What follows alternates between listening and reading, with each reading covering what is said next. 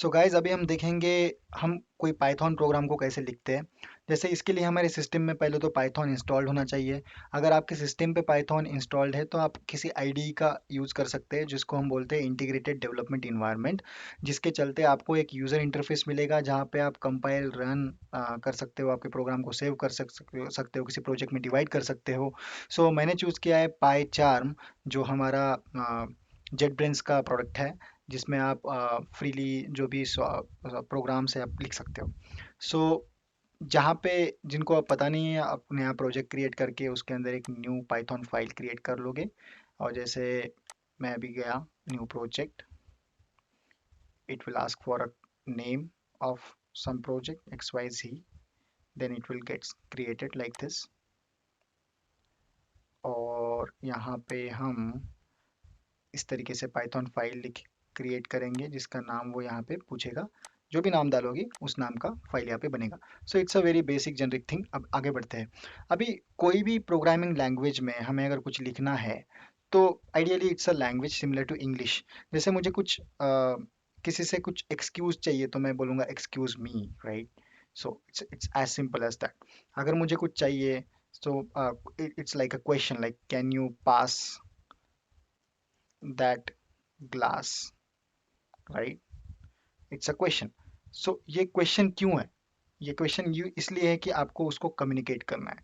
किसको कम्युनिकेट करना है? किसी और पर्सन को कम्युनिकेट करना है, राइट। आपके अलावा जो भी कोई प्रेजेंट है जिसको आपको कम्युनिकेट करना है, उसके लिए एक माध्यम की जरूरत पड़ती है। उस माध्यम को हम लैंग्वेज बोलते हैं। उसको अगर आपका हिंदी मराठी नहीं आता है तो वो इंग्लिश में आपको बात करना पड़ेगा, बिकॉज उसका कंपाइलर कंपाइल नहीं कर पाता है।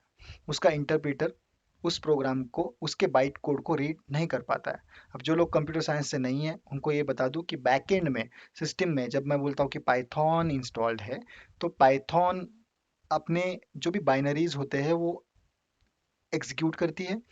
अब हम जिस लैंग्वेज में कुछ बोलते हैं वो सिस्टम को नहीं समझता है, तो सिस्टम उसको अपने हिसाब से कन्वर्ट करके रख देती है कंप्यूटर में। अब उसका काम क्या है कि जब पाइथन के इंटरप्रेटर को बताना है तो उनकी लैंग्वेज में बताएगी, और मुझे कुछ कन्वे करना है जैसे स्क्रीन पे आउटपुट लेके आना है तो मुझे मेरे लैंग्वेज में बताएगी, जैसे कि हमारा इंग्लिश लैंग्वेज में, राइट। जैसे can you pass that glass, तो बेसिकली ये सब इंग्लिश है। बट यही चीज़ अगर मैं पाइथन को बोलूँ तो पाइथन को उसको बैकएंड में कन्वर्ट करके बोलनी पड़ेगी, बिकॉज जैसे कोई इंडियन आदमी चाइनीज़ आदमी से बात करेगा विदाउट इंग्लिश तो पॉसिबल नहीं है। बिकॉज उसको ना हमारी हिंदी आती है, ना हमें उनकी चाइनीज़ आती है। सो ठीक इसी तरीके से ये इंटरप्रेटर्स काम करते हैं। सो ये तो हो गया बेसिक्स जो आर्किटेक्चर हम बोलते हैं। It's a very simple thing. जो आपके पास लैपटॉप है उसी के अंदर पाइथन इंस्टॉल्ड है, उसी के अंदर उसका इंटरप्रेटर है, और वही वो करता है। हमें उसका टेंशन लेने की जरूरत नहीं है। अभी हमें क्या सीखना है? हमें इंग्लिश लैंग्वेज में उन कीवर्ड्स को सीखना है जिन कीवर्ड्स को पाइथन का इंटरप्रेटर उसको कन्वर्ट करके देगा। अब मैं लिखूंगा तो कुछ भी तो नहीं लिख सकता हूँ। जैसे अभी मैंने लिखा था can you please pass the glass, right. ये मैं तो लिखूंगा बट उसके इंटरप्रेटर को नोन कीवर्ड्स नहीं है, उसके पास वो उसके डिक्शनरी में नहीं है। तो मुझे वो चीजें सीखनी है जो मैं उसके इंटरप्रेटर को बता पाऊँ, उसके कंपाइलर को बता पाऊँ, और अल्टीमेटली उसका कंपाइलर एक्चुअली पाइथन प्रोग्राम को समझ सके और उसके बाद उसको जो भी आउटपुट देना है दे सके।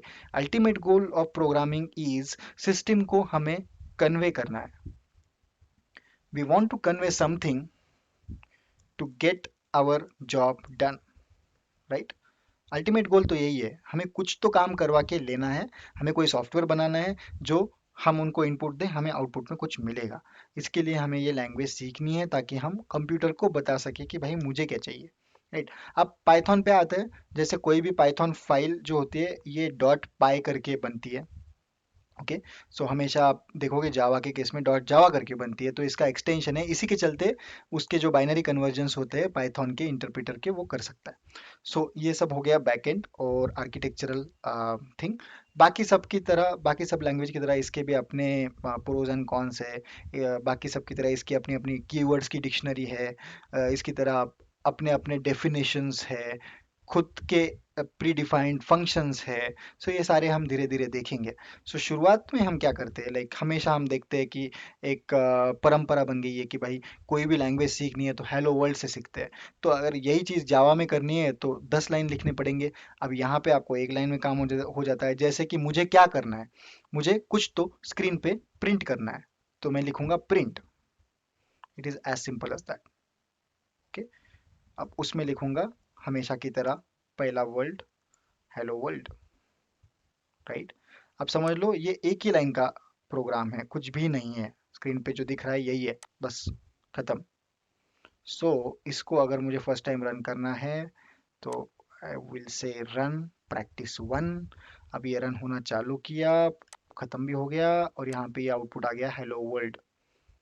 सो हेलो वर्ल्ड 8 बोलता हूँ तो यहाँ पे अभी सेकंड टाइम से यहाँ पे बटन आ जाएगा hello world 8, right. So it is as simple as that. तो यहाँ पे क्या था, हमारी डिमांड क्या थी? हमारी डिमांड ये थी कि कुछ तो प्रिंट करना है।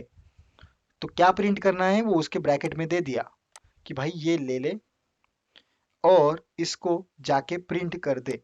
तो उसने कर दिया। This is a command, this is called as command, right. But ये अलग तरीके से हम इंटरप्रेट करेंगे तो इट्स अ फंक्शन। अब ये क्यों फंक्शन है? जैसे कि मैंने अभी क्या बोला कि can you pass the glass, तो पास एक फंक्शन हो गया, राइट। क्योंकि ये एक फंक्शनैलिटी है जो हम प्रोग्राम को बता रहे थे। ठीक इसी तरह एक फंक्शनैलिटी है प्रिंट, तो मैं बोलूंगा भाई प्रिंट इज अ फंक्शन। कि प्रिंट का काम ये है कि ये जो भी ब्रैकेट में दिया गया है ये लेके यहाँ पे आउटपुट में प्रिंट करना, दैट्स इट, राइट। सो ये हो गया हमारा बेसिक वन लाइनर प्रोग्राम, जिसमें हम एक प्रोग्राम को कुछ प्रिंट करने को बोल रहे हैं, दैट्स इट। ओके। सो अभी आगे बढ़ते हैं, अभी धीरे धीरे हम आगे बढ़ेंगे, राइट।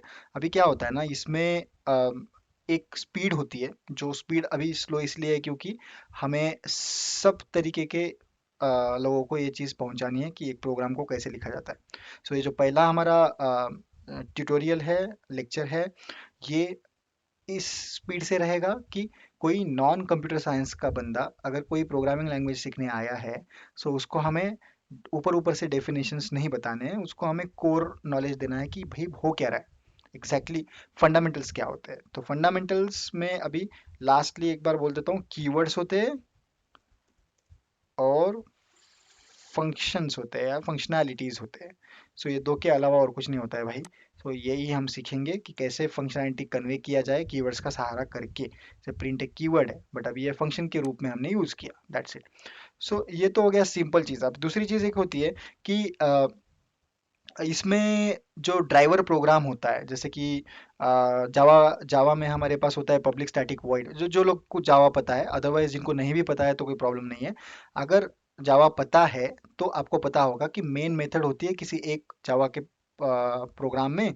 सो 100 भी प्रोग्राम रहे तो मेन मेथड से हमेशा चालू होता है, क्योंकि अगर समझ लो बहुत बड़ा प्रोजेक्ट है, काफ़ी सारे पाइथन फाइल्स यहाँ पे बनेंगे, तो हमें पता भी तो होना चाहिए कि चालू कहाँ से करना है। तो हमारा जो मेन कोड होता है, मेन प्रोग्राम होता है, टॉप लेवल कोड हम उसको बोलते हैं, वो हमेशा एक कीवर्ड में स्टोर होता है पाइथन में, जिसको हम बोलते हैं मेन।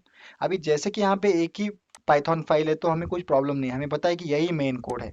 बट अगर समझ लो बहुत बड़ा प्रोजेक्ट होता है जिसमें हमारे 100 फाइल है, तो हमें शुरू कहाँ से करना है ये पाइथन प्रोग्राम को पता करने के लिए एक कीवर्ड है जिसको हम बोलते हैं hyphen hyphen name, hyphen hyphen name equals to underscore underscore. ये कीवर्ड स्पेशल कीवर्ड्स है, इसलिए इसको ऐसा ही लिखा जाएगा। ये तो भाई नामकरण किया है, राइट, तो पाइथन में किया है तो हम कुछ नहीं कर सकते।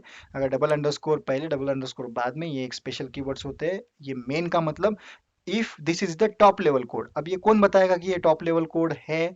ये बताएगा पाइथन का अपना अपना इंटरप्रेटर, पाइथन का अपना अपना सिस्टम। हमें एज ए यूजर कुछ नहीं करना है, हमें सिर्फ क्या करना है, ये इफ कंडीशन लगाना है। इफ कंडीशन मतलब क्या है कि भाई अगर अगर इस प्रोग्राम का नाम, ये हमारे लिए नाम नहीं है, हमारा नाम तो practice 1 है, ये इंटरनल नेम, अगर इसका इंटरनल नेम मेन है, मतलब ये जो प्रोग्राम रन हो रहा है ये अगर इम्पोर्टेंट है जहाँ से शुरू किया जाए, जो मेन मॉड्यूल है हमारा, अगर ये है तो ही इसके अंदर का एग्जीक्यूट करो। अब ये मैं लिखूंगा, अब ये समझ लो, इधर लिख दिया कि भाई स्टार्ट, राइट। ये भी एक प्रोग्राम हो गया, लाइक एक कंडीशन बोला कि अगर, इफ मतलब क्या, अगर। सो अगर name of this program is tagged as main, which means it's a main driver module, और इसमें का एग्जीक्यूट करो। अगर ये और एक फाइल मैं बनाता हूँ इधर, जैसे कि पाइथन फाइल 2, कुछ भी नाम दे देते, 2 नाम दे देंगे। सो इसके अंदर एक प्रिंट स्टेटमेंट दे देते हैं,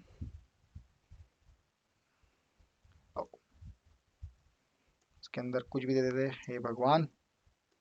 so let's see what happens. So basically आप देखोगे यहाँ पे मैंने एक कंडीशन डाला कि भाई अगर ये मेन है तो, अगर ये मेन है तो, राइट। अब अगर मैं समझ लो ये चला रहा हूँ तो यही मेन है, आपको भी पता है, राइट। स्टार्ट है ना। अब ये भी चला रहा हूँ तो ये भी अपने लिए खुद के लिए मेन ही होगा, राइट। बट जब मैं इस लेवल से सोचता हूँ, इस प्रोग्राम को मुझे अगर रन करना है, इस प्रोग्राम को, राइट, और इसके अंदर 100 है, तो मुझे कैसे पता चलेगा कि कौन सा वाला मेन है? तो ऐसे प्रोग्राम को भी पता नहीं चलता है, इसलिए हमें टैग करना पड़ता है कि मेन टॉप लेवल कोड कौन सा है, और उसके अंदर एक स्टार्टिंग फंक्शन लिखते हैं। उस फंक्शन से हम आगे आगे देखेंगे, अभी तो कोई ज़रूरत नहीं है। अभी के लिए इतना याद रखो कि हमेशा प्रोग्राम लिखते वक्त हमेशा मेन का जो कंडीशन है वो डालो और उसके अंदर कोड लिखो। अभी नहीं लिखेंगे तो भी कोई फर्क नहीं पड़ेगा, क्योंकि अभी हम डेमो प्रोग्राम देख रहे हैं। बट अगर एक्चुअली एप्लीकेशन डेवलप करना है तो हमें देखना पड़ेगा कि टॉप लेवल कोड कौन सा है out of 100 files that you are running on, working on, right. So यही था अपना फर्स्ट बेसिक फंडा, कि एग्जैक्टली हमें पाइथन में सीखना क्या है। हमें पाइथन में ये सीखना है कि कौन से कीवर्ड्स यूज होते होते, कौन से फंक्शनैलिटीज यूज होते हैं, आगे चल के कौन से मॉड्यूल्स हम यूज करेंगे।